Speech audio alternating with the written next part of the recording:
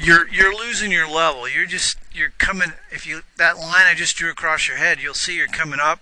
So that just goes to a little bit too flat a shoulder turn.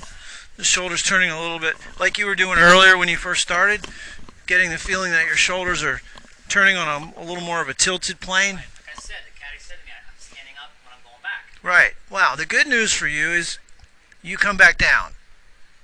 But the net effect is you could be hitting some thin shots with this. Well, I do.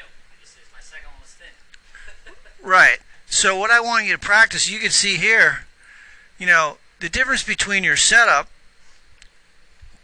which is right here, and your impact position.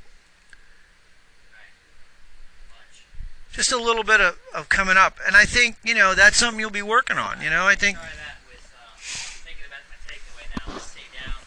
Now, I will tell you this now, just so you know, if you think a lot about that when you're playing, it'll be hard to do. You got to put the time in just working on it. But yeah.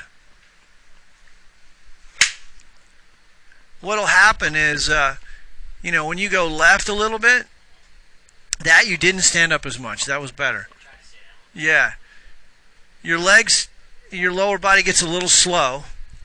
You don't get out in front enough with your lower half. Sometimes your arm speed gets a little fast relative to your hip speed, and that's all that is.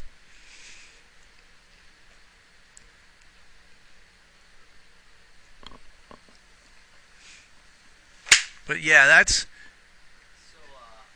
those shots there are directly related to coming in a little too much from the inside because you're staying down better. You see where the club's traveling down here, a little underneath the plane, right here. So you're past a little bit into out, but that's good. If you start hitting it fat just a little bit like that, just choke down on the club a little bit. Just a little bit. But I like what you're doing there with your swing.